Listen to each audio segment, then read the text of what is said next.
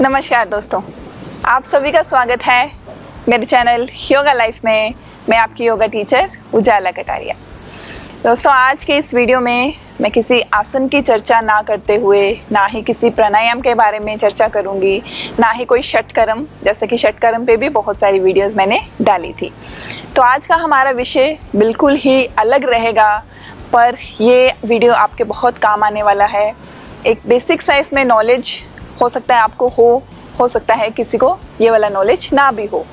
तो ये आज के वीडियो में जो मैं एक चीज़ बताऊंगी, ये हमारे शरीर को स्वस्थ रखने में हमारी बहुत मदद कर सकती है। और अगर आप मेरा चैनल पहली बार देख रहे हैं तो सब्सक्राइब ज़रूर करिएगा और नोटिफिकेशन लेने के लिए बेल आइकन ज़रूर दबाइएगा। जो योगा लाइफ है वो यूट्यूब के साथ साथ आप फेसबुक और इंस्टाग्राम पर भी फॉलो कर सकते हैं, और आगे भी इसको शेयर करने की कृपया ज़रूर करें अगर आपको मेरी वीडियोस अच्छे लगते हैं। तो अब बात करते हैं हमारे टॉपिक की। आज मैं आपके साथ डिस्कस करने वाली हूँ 5 एलिमेंट्स, पंच महाभूत या पंच तत्व, कोई भी नाम आप इसे दे सकते हैं। बोला जाता है कि सृष्टि की हर वस्तु, हर प्राणी इन पंच महाभूतों से ही बनता है, और जब उस वस्तु प्राणी का समय खत्म हो जाता है तो वो इन्हीं पंच महाभूतों में ही विलीन हो जाता है, समा जाता है। तो हम बाकी सब चीज़ों की बात ना करते हुए बात करेंगे मानव शरीर की। जो हमारा शरीर है, हमारी बॉडी है, वो भी इन पंच महाभूतों से ही बनी हुई है, और आखिरी में इन्हीं पंच महाभूतों में मिल जाएगी। तो पहले ये होते क्या हैं पंच महाभूत, इनके नाम जान लेते हैं। सबसे पहला नाम है अग्नि, उसके बाद नाम है वायु, फिर आकाश, पृथ्वी और जल। ये 5 महाभूत 5 एलिमेंट्स। आज पूरी बॉडी की बात ना करते हुए फिर से मैं दोबारा बता रही हूँ, पूरा क्लियर कर रही हूँ, मैं बात करूँगी आपके हाथों की। ठीक है, शरीर तो बना है, हाथ भी शरीर में ही आते हैं। तो हमारी जो हाथ की 5 उंगलियां हैं, ये अलग अलग पंच महाभूतों को रिप्रेजेंट करती हैं। ठीक है, हर उंगली का किसके साथ संबंध है, किस तत्व के साथ संबंध है, वो मैं आज आपके साथ बताने वाली हूँ, आपके साथ डिस्कस करने वाली हूँ। तो पंच महाभूतों के नाम मैंने ऑलरेडी बता दिए, तो अब हम थोड़ा सा उंगलियों के नाम भी जान लेते हैं। ठीक है, इसको अंगूठा, हिंदी में पहले नाम बता देती हूँ। इसको अंगूठा बोला जाता है, तर्जनी उंगली, मध्यमा उंगली, अनामिका और कनिष्ठ। ये हो गए इसके हिंदी में नाम। इंग्लिश में थम जो है वो किसको रिप्रेजेंट करता है, किसके साथ इसका संबंध है? थम का संबंध है अग्नि के साथ, फायर। थम फायर एलिमेंट को रिप्रेजेंट करता है। ठीक है, हमारे जो थम उंगलियों की जो टिप्स होती हैं, यहाँ पे बेसिकली बोला जाता है। तो उसके बाद है इंडेक्स फिंगर, सबसे पहली उंगली। इसका संबंध माना जाता है वायु के साथ। पहला अग्नि, दूसरा वायु। ठीक है, उसके बाद तीसरी उंगली जो है मध्यमा उंगली, जिसको सेंटर उंगली, सबसे बड़ी फिंगर बोला जाता है, इसका संबंध है आकाश के साथ। सबसे बड़ी उंगली का संबंध होगा आकाश के साथ। उसके बाद आती है अनामिका, रिंग फिंगर जिसे बोला जाता है। उसका जो वो रिप्रेजेंट करती है, वो करती है अर्थ को, पृथ्वी को रिप्रेजेंट करती है। एंड द लास्ट वन, सबसे छोटी उंगली कनिष्ठ, जिसे और लिटिल फिंगर बोला जाता है, ये रिप्रेजेंट करती है वाटर को, जल को। तो इस तरह 5 उंगलियों में अलग अलग तत्व पाए जाते हैं। ये योग, आयुर्वेदा जो है इन चीज़ों को बहुत मानते हैं। बॉडी में भी उंगलियों का तो मैंने बता दिया, बॉडी के भी अलग अलग पार्ट्स हैं जहाँ अलग अलग वो तत्वों को रिप्रेजेंट करते हैं। वो आज के वीडियो में मैं डिस्कस नहीं करूँगी, वो फिर कभी मैं आपको बताऊँगी। आज हम सिर्फ ये 5 उंगलियाँ जो मैं डिस्कस कर रही हूँ। क्यों कर रही हूँ 5 उंगलियों के बारे में आपके साथ डिस्कस? क्योंकि आगे मैं आपके साथ मुद्राओं के बारे में डिस्कस करना शुरू करूंगी। अब अगली वीडियोस में मुद्राएं भी कई प्रकार की होती हैं। हस्त मुद्राएं होती हैं, मन की मुद्राएं होती हैं, हमारे शरीर से संबंधित जैसे आसन से रिलेटेड मुद्राएं होती हैं। अगर सिंपली मैं आपको बताऊं तो हम बात करेंगे हस्त मुद्राएं। हस्त मतलब हाथ। तो हर मुद्रा का, चाहे नाम अभी धीरे धीरे आपको बताऊंगी जैसे जैसे मुद्राओं का एक्सप्लेनेशन किया जाएगा, हर मुद्रा का अपना एक महत्व है, उसका अपना एक फायदा है। तो मुद्राओं को जानने से पहले इन 5 तत्वों के बारे में जानना ज़रूरी था, इसलिए आज का वीडियो इसके ऊपर है। अब थोड़ा थोड़ा इन तत्वों के बारे में भी जान लेते हैं। ठीक है, शरीर इन तत्वों से बना है। शरीर में बीमारियां तभी होती हैं जब इनमें से कोई एक तत्व कम या फिर ज़्यादा हो जाता है। इनबैलेंस हो जाना, हर चीज़ का बैलेंस बॉडी में ज़रूरी है।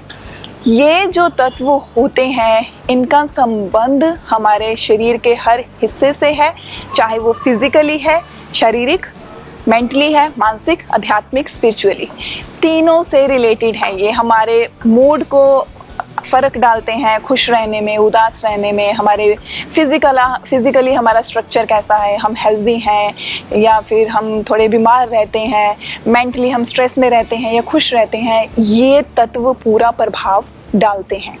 थोड़ा थोड़ा जब मैं एक्सप्लेन करूँगी आपको थोड़ा थोड़ा समझ में आएगा, मैं उम्मीद करूँगी। तो पहले जैसा कि थम का मैंने बताया था कि तत्व होता है अग्नि, तो हम पहले अग्नि की ही बात कर लेते हैं कि अग्नि तत्व है क्या और कहाँ से हम ये तत्व ले सकते हैं, और ये अग्नि तत्व का हमारे शरीर में काम क्या है। जो फायर होती है ये बेसिकली हमारी भूख, प्यास और हमारी नींद को कंट्रोल में रखती है। फायर, जठर अग्नि, अगर आपने कभी नाम सुना होगा जठर अग्नि, जठर अग्नि का संबंध हमारे पेट से होता है। जब जठर अग्नि मंद पड़ जाती है या बहुत ज़्यादा हो जाती है तो बहुत सारी प्रॉब्लम्स होती हैं, पेट से संबंधित प्रॉब्लम्स होती हैं। ठीक है, भूख प्यास हमारी नींद कंट्रोल करती है फायर। और बॉडी का तापमान, जो हमारा एक बॉडी टेम्परेचर है उसका कंट्रोल अग्नि के साथ रहता है।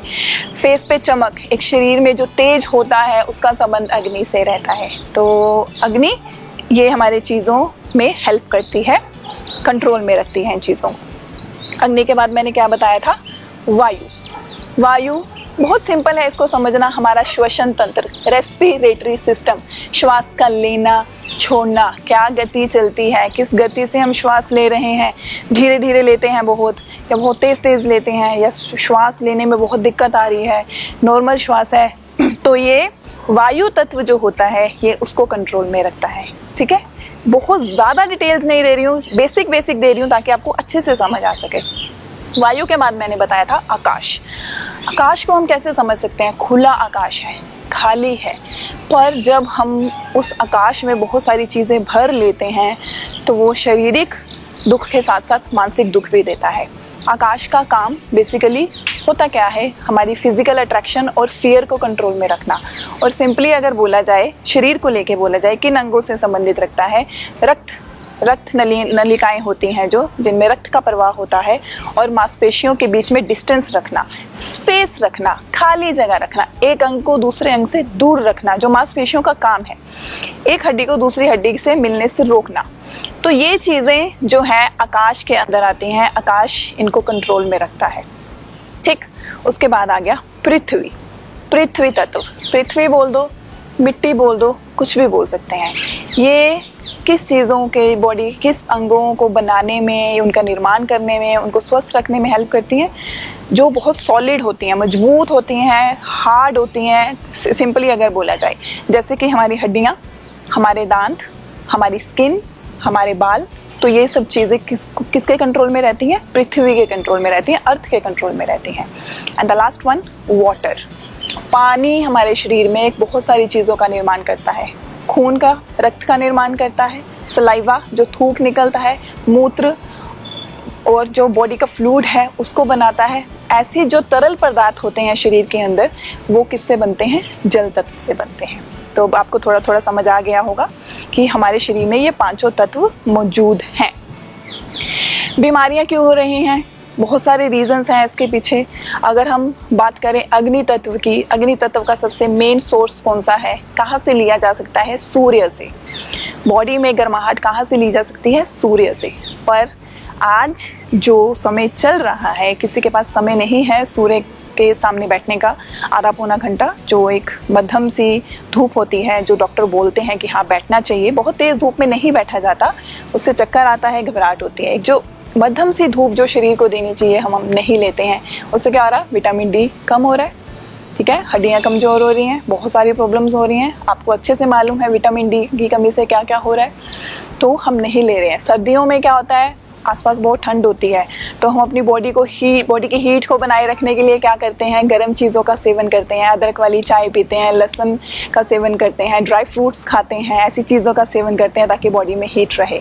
तो हीट वेरी इंपॉर्टेंट अपने शरीर को स्वस्थ रखने के लिए, वो हम नहीं कर रहे हैं। अग्नि तत्व कम हो रहा है, बीमारियां आ रही हैं।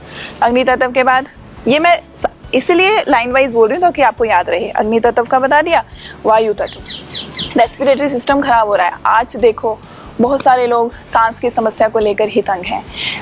क्यों तंग हैं? क्योंकि सांसों पर कभी फोकस नहीं किया है, ब्रीदिंग पैटर्न सही नहीं है, सोने का पैटर्न सही नहीं है, बैठने का पैटर्न सही नहीं है, लंग्स में प्रॉब्लम है, जो हम चीज़ों का सेवन कर रहे हैं वो सही नहीं है। तो उसके लिए क्या सोर्स है? प्राणायाम। प्राणायाम कीजिए, अनुलोम विलोम कीजिए, भस्त्रिका कीजिए, प्राणायाम जो आपके शरीर के लिए आपको सही लगता है वो प्राणायाम कीजिए अपने वायु तत्व को सही रखने के लिए। ठीक है, उसके बाद अग्नि हो गया, वायु हो गया, आकाश तत्व। आकाश तत्व जैसे कि मैंने पहले बताया, स्पेस, खाली जगह, खुला आसमान। तो वहाँ कचरा मत भरिए, चाहे वो शारीरिक है या मानसिक है। मेडिटेशन करिए, ध्यान करिए। ये बहुत जगह बताया गया है और एक्सपीरियंस भी किया गया है लोगों का। ये पर्सनल एक्सपीरियंस है कि ध्यान लगाने के बाद उनका जो तनाव है, चिंता, स्ट्रेस है, वो बहुत कम हो जाता है। मेंटल लेवल जो है वो सुधरता है, उसके साथ साथ शरीर में भी सुधार आता है।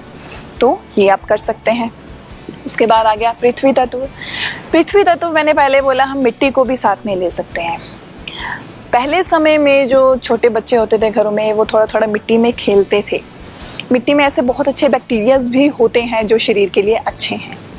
पर आज के समय में बच्चों को मिट्टी में खेलने के लिए रोका जाता है कि बच्चे गंदे हो जाएंगे या कुछ भी रीज़न हो सकता है, या घर इतने छोटे छोटे हो गए हैं कि घर में कोई बाग बगीचा नहीं है, तो मिट्टी के साथ बच्चा कैसे खेले। तो कहीं हद तक हम भी कसूरवार हैं। तो मिट्टी तत्व अंदर नहीं जाएगा, मिट्टी के साथ खेलना नहीं है, कोई अटैचमेंट नहीं है, कोई उसके साथ स्पर्श नहीं है मिट्टी के साथ, है ना। और फिर ये कारण हो सकते हैं। आज आपने देखा होगा बहुत सारी जगह पे मड थेरेपी दी जाती है, मिट्टी का लेप लगाया जाता है शरीर पे, पूरे शरीर पे बहुत सारी बीमारियों का इलाज करने के लिए। नेचुरोपैथी में स्पेशली किया जाता है, आयुर्वेदा में भी किया जाता है। ऐसे इन योग से संबंधित जो है नेचुरोपैथी है, आयुर्वेदा है, वो इन चीज़ों में यकीन रखते हैं। मड थेरेपी, मिट्टी का लेप लगाने से जो बॉडी का टेम्परेचर है वो कंट्रोल में किया जाता है और बहुत सारी बीमारियों का इलाज किया जाता है। मुल्तानी मिट्टी, बहुत सारे लोग घरों में आज भी अपने चेहरे पे मुल्तानी मिट्टी का लेप लगाते हैं अपने चेहरे को सुंदर रखने के लिए। तो पृथ्वी तत्व बहुत ज़रूरी है शरीर के लिए। आखिरी बचा जल तत्व। जल तत्व ज़रूरी नहीं है कि ढेर सारा पानी पीने से ही जल तत्व की कमी पूरी की जा सकती है। पानी का सेवन उतना ही करें जितना शरीर के लिए ज़रूरी है। बहुत ज़्यादा पानी पीना शरीर के लिए अच्छी बात नहीं है, क्योंकि किडनी उतना ही काम करेगी और जो आपके बॉडी को न्यूट्रिशंस चाहिए होते हैं, जो पौष्टिक तत्व चाहिए होते हैं, ज़्यादा पानी पीने से वो बाहर आ सकते हैं। तो पानी का सेवन उतना ही करें जितना शरीर के लिए सही है। जब आपको प्यास लगे, बेफालतू का पानी सारा दिन नहीं पीना है। उसके अलावा जिनके शरीर में जल तत्व की कमी है, त्वचा सूखी सूखी रहती है, ये थोड़े से होते हैं जिससे पता चल सकता है। ये फिर कभी मैं वीडियो में बहुत और ज़्यादा डिटेल आपको बताऊंगी कि किस किस की कमी से क्या क्या हो सकता है। तो बहुत लोगों को बोला जाता है जिन ठंडे पानी में पैर भिगो के रखिए। बहुत सारी जल चिकित्साएं की जाती हैं, है ना। उन्हें ठंडे पानी की पट्टी बांधी जाती है। सर दर्द होता है तो एक कॉटन का कपड़ा होता है, कपड़ा, जिसे भिगो के फिर उसको माथे पे बांध दिया जाता है, पेट पे भी बांधा जाता है, ठंडी पट्टी जिसे बोला जाता है। तो बहुत सारी बीमारियों का इलाज आजकल इस तरीके से भी किया जा रहा है। तो कारण पीछे वही है कि जो तत्व की कमी है वो तत्व को पूरा किया जाए।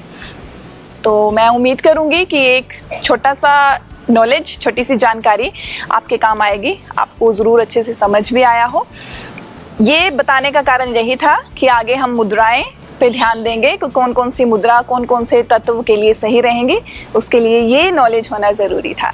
अगर वीडियो अच्छा लगा है तो लाइक ज़रूर कर दें, आगे शेयर भी कर दें।